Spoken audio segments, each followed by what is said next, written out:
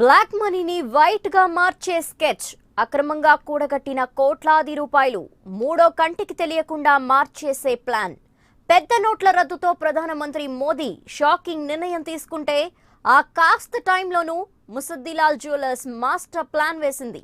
రాత్రికి రాత్రే నకిలీ బిల్లులు సృష్టించింది. అక్షరాల 110 కోట్ల రూపాయలను వైట్ మనీగా బ్యాంకుల్లో జమ చేసింది. అయితే ముసద్ది వేసిన మాస్టర్ ప్లాన్ బెడిసి కొట్టింది. మొత్తం మోసం బయటపడింది.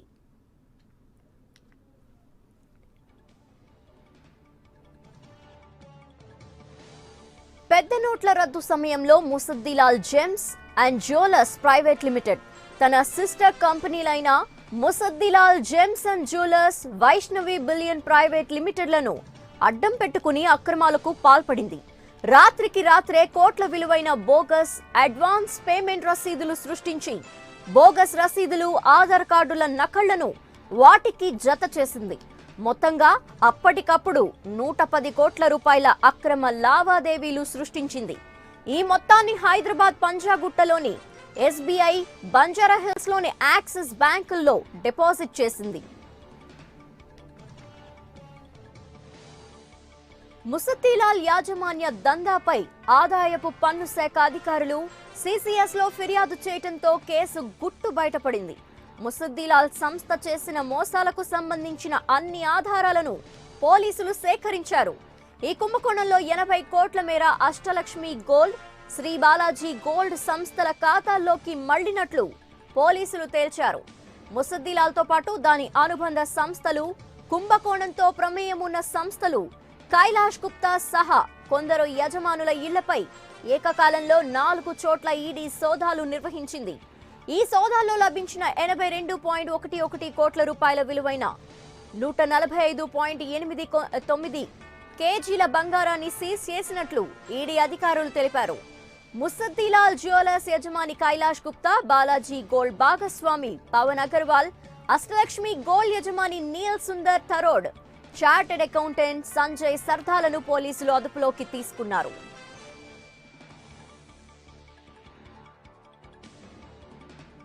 ఇక ఈ మొత్తం వ్యవహారంపై మరిన్ని డీటెయిల్స్ మా ప్రతినిధి కృష్ణ లైవ్ ద్వారా అందిస్తారు. కృష్ణ, ఏంటి ముసద్దిలాల్ జ్యువెలర్స్ కి సంబంధించి 110 కోట్ల రూపాయలను బ్లాక్ మనీ నుండి వైట్ మనీగా మార్చారు అని తెలుస్తోంది. అలాగే ఈ ఈడీ సోదాల ద్వారా ఏ విషయం బయటపడింది?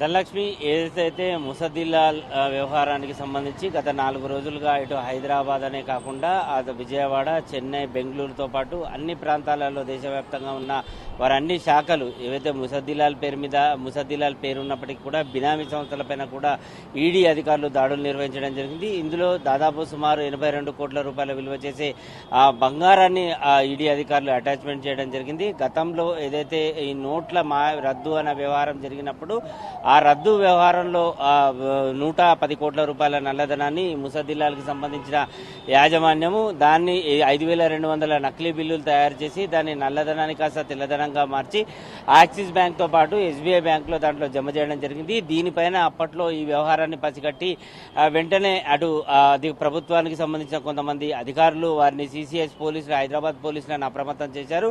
సిసిఎస్ సెంట్రల్ క్రైమ్ పోలీస్ స్టేషన్లు దీనిపైన ఒక కేసు నమోదు చేసి ఈ ముసద్దిలాల్ చేసిన మోసాలు ఏవైతే ఉన్నాయో 5200కు సంబంధించిన ఈ నకిలీ బిల్లులు తయారు చేసి దాదాపు 110 కోట్ల రూపాయల నల్లధనాన్ని తెల్లధనంగా మార్చడం తెలిసిన వెంటనే సెంట్రల్ క్రైమ్ స్టేషన్ కి సంబంధించిన పోలీసులు వెంటనే కేసు నమోదు చేయడమే కాకుండా ఈ ముసద్దిలాల్ కి సంబంధించిన యజమానులైన కైలాష్ గుప్తా, తర్వాత నిఖిల్ గుప్తాలను అరెస్ట్ చేయడం జరిగింది 2016లో. ఆ తర్వాత మనీ లాండరింగ్ పాల్పడిన వీరికి సంబంధించిన వ్యక్తులను కూడా సుమారు ఒక 5 మందిని కూడా అరెస్ట్ చేసి అప్పట్లో వారిని రిమాండ్కు తరలించడం జరిగింది.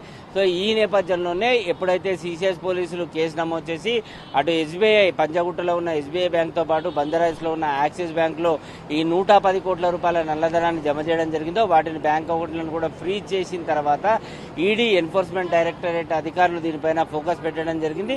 ఈ కేసు వ్యవహారానికి సంబంధించి ఇప్పటికే కేసు నమోదు చేసిన ఈడీ అధికారులు అనేక దఫాలుగా ఈ ముసద్దిలాల్ వ్యవహారానికి సంబంధించిన కంపెనీలపైన సోదాలు నిర్వహించడం జరిగింది.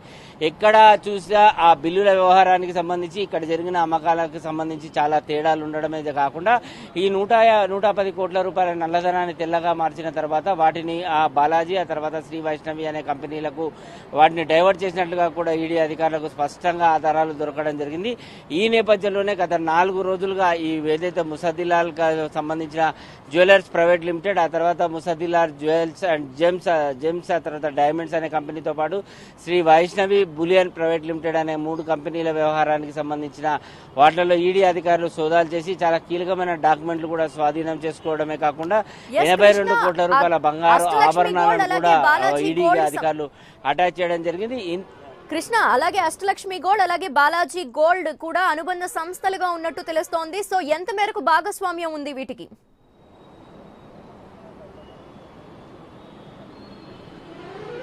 ఈ అష్టలక్ష్మి గోల్డ్ ఆ తర్వాత బాలాజీ గోల్డ్ వ్యవహారానికి సంబంధించి ముసద్దిలాల్కి సంబంధించిన ఈ బినామీ కంపెనీలుగా ఈడీ అధికారులు గుర్తించడం జరిగింది. ఇందులో ఈ అష్టలక్ష్మి గోల్డ్ ఆ తర్వాత బాలాజీ గోల్డ్ అనేది అయితే పెట్టారో దీనికి కొంతమంది ఈ ఏదైతే కైలాస్జన్కి సంబంధించిన కొంతమంది బినామీ వ్యక్తులతోటి వాటిని వేరే సంబంధించిన వాటికి గోల్డ్ కంపెనీలుగా చిత్రీకరించేందుకు ప్రయత్నం చేశారు. కానీ వీరి ఖాతాలో నుంచి నల్లధనం వారి ఆ కంపెనీలకు ఎందుకు మళ్ళింది, అసలు ఆ కంపెనీలకు అంటే ఈ డైమండ్ వ్యవహారానికి సంబంధించిన నగల షాపులకు వీరు డబ్బులు ఎందుకు ఇవ్వాల్సిన అవసరం ఏమున్నది అన్న కోణం పైన ఈడీ అధికారులు ఆరా తీస్తే ఈ అష్టలక్ష్మి గోల్డ్ ఆ తర్వాత బాలాజీ గోల్డ్ వ్యవహారమే కాకుండా శ్రీ వైష్ణవి ఏదైతే బులియన్ ఇండియా ప్రైవేట్ లిమిటెడ్ అనేది ఉందో ఇదంతా మొత్తం వ్యవహారానికి సంబంధించి ఈ ముసద్దిలాల్కి సంబంధించిన కంపెనీలకు అన్నింటినీ బినామీలు అంటే వాటి కొమ్మలు ఈ అవినీతి చెట్టుకి ఇవన్నీ కొమ్మలు అని చెప్పేసి ఈడీ అధికారులు గుర్తించడం జరిగింది. కేవలం ఈ ముసద్దిలాల్ ప్రైవేట్ లిమిటెడ్ కంపెనీ కాకుండా ముసద్దిలాల్ అండ్ సన్స్ అనే కూడా అతని కొడుకులు కూడా ఈ నగల షాప్ వ్యవహారానికి సంబంధించి వ్యాపారం అనేది కొనసాగిస్తున్నారు. ఎప్పుడైతే ఈ మనీ వ్యవహారానికి సంబంధించి నోట్ల మార్పిడి అనేది జరిగిందో ఒక్కసారిగా పెద్ద మొత్తంలో వారి వద్ద ఉన్న 110 కోట్ల రూపాయల నల్లధనాన్ని తెల్లధనంగా మార్చే ప్రయత్నం చేశారు. కేవలం ఈ 110 కోట్ల నల్లధనం మాత్రమే ఉందా, ఇంకా పెద్ద మొత్తంలోనే ముసద్దిలాల్ దగ్గర నల్లధనం ఉంది అని చెప్పేసి ఆరోపణలు వినపడుతున్నాయి. ఈ నేపథ్యంలోనే ఇటు ఈడీ కంపెనీలతో పాటు ఐటీ అధికారులు కూడా వీరిపైన ఒక దృష్టి పెడితే బాగుంటుందని చెప్పేసి ఇప్పటికే ఈడీకి సంబంధించిన అధికారులు ఐటీ అధికారులకు కూడా ఒప్పందించడం జరిగింది. ఎందుకంటే ఏదైతే సుమారు 82 కోట్ల రూపాయల వీరికి సంబంధించిన బంగారు ఆభరణాలు ఏవైతే సీజ్ చేయడం జరిగిందో అంతకుముందు గతంలో 2016లో సీసీఎస్ అధికారులు కైలాస్ జైన్ ఆ తర్వాత నితిన్ ఆ తర్వాత నిఖిల్ గుప్తాలను అరెస్ట్ చేసి ఈ మనీ లాండరింగ్ పాల్పడి వారికి సహకరించిన మరో 5 బినామీలను కూడా సీసీఎస్ పోలీసులు అరెస్టు చేయడం జరిగింది. సో ఈ నేపథ్యంలోనే వారికి సంబంధించిన ఈ అకౌంట్లను ఫ్రీజ్ చేసిన తర్వాత ఆ డబ్బుల వ్యవహారానికి సంబంధించి ఇన్కమ్ ట్యాక్స్ అధికారులు కూడా ఆరా తీయాల్సిన అవసరం ఉందని చెప్పి కూడా ఈడీ అధికారులు స్పష్టం చేశారు. సో ప్రస్తుతం ఈడీకి సంబంధించి 4 రోజుల పాటు ఈ ముసద్దిలాల్ కంపెనీకి సంబంధించిన అన్ని శాఖలపైన ఈడీ అధికారులు దాడులు నిర్వహించి సోదాలు నిర్వహించి అలాగే ఇంకా ఏవైనా వీరికి సంబంధించిన అక్రమాస్తులు ఏదైతే నల్లధనంతో వీరు ఎక్కడైతే అక్రమాస్తులు ఎక్కడ కొనుగోలు చేశారో వీటన్నిటిపైన కూడా ఈడీ అధికారులు ఫోకస్ పెట్టి వాటన్నిటిని బయటికి తీసే ప్రయత్నం చేస్తున్నారు. చాలా మటుకు చూసుకుంటే ముసద్దిలాల్ వ్యవహారానికి సంబంధించిన మోసాలు ఒక్కొక్కటిగా కూడా బయటపెడుతుంది. పెద్ద మొత్తంలో ఏదైతే జీరో బిల్లింగ్ వ్యవహార విధానాన్ని బట్టి చాలా పెద్ద మొత్తంలో వీరు నల్లధనాన్ని కూడబెట్టారని చెప్పేసి కూడా స్పష్టంగా తెలుస్తోంది. కేవలం 110 కోట్ల రూపాయల నల్లధనాన్ని తెల్లధనాన్ని మార్చే ప్రయత్నం చేశారంటే 5200 నకిలీ బిల్లులను తయారు చేసి ప్రభుత్వాన్ని అటు కేంద్ర రాష్ట్ర ప్రభుత్వాల ఖజానాకే గండి కొట్టే ప్రయత్నం చేస్తున్నారంటే వీరు ఎంత పెద్ద మొత్తంలో వ్యాపార లావాదేవీల వ్యవహారానికి సంబంధించి నల్లధనాన్ని కూడబెట్టారనడానికి ఇది ఒక ప్రత్యక్షంగా నిదర్శనంగా నిలుస్తోంది.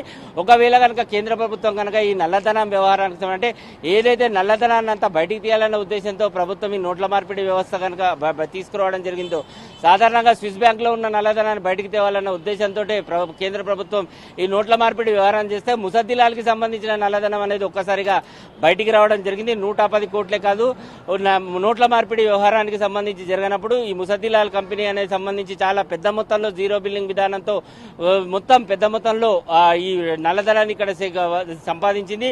దానివల్ల బినామీ ఆస్తులు పెద్ద మొత్తంలో కూడబెట్టిందన్న విషయం పైన ఈడీ అధికారులు చాలా పెద్ద ఎత్తున ఫోకస్ పెట్టడం జరిగింది. వారికి అందిన సమాచారం మేరకే గత 4 రోజులుగా ఈడీ అధికారులు సోదాలు నిర్వహించడం, అలాగే కీలక డాక్యుమెంట్లను స్వాధీనం చేసుకోవడమే కాకుండా సుమారు 82 కోట్ల రూపాయల ఆభరణాలు సీజ్ చేసినప్పటికీ కూడా ఇటు ముసద్దిలాల్ కంపెనీ వ్యవహారానికి సంబంధించి కైలాష్ జైన్ కానీ, నితిన్ జైన్ కానీ, ఆ తర్వాత నిఖిల్ జైన్ కానీ కనీసం వారికి చీమ కుట్టినట్టు లేదు. అంటే దీని వెనకాల ఎంత పెద్ద మొత్తంలో వీరి దగ్గర ప్రాపర్టీ ఉంది, అలాగే వీరికి సంబంధించిన బినామీ ఆస్తులు కేవలం మన రాష్ట్రంలో అంటే కేవలం తెలంగాణ, ఆంధ్రానే కాదు ఇది మన ప్రాంతంలోనే కాకుండా ఇతర విదేశాల్లో కూడా వీరికి పెద్ద మొత్తంలో ఆస్తులు ఉన్నట్లుగా కూడా ఈడీ అధికారులకు గుర్తించినట్లుగా కూడా తెలుస్తుంది. ఖచ్చితంగా వారికి సంబంధించిన ఆస్తుల వ్యవహారాన్నింటికి సంబంధించి అటాచ్మెంట్ చేయాలి అని చెప్పేసి ఎప్పుడైతే ఈడీ అధికారులు భావించారో ఇందులో భాగంగానే గత 4 రోజులుగా అధికారులు ఈ సోదాల వ్యవహారం అనేది నిర్వహించడం జరుగుతోంది. Dhanalakshmi. Right, thank you Krishna.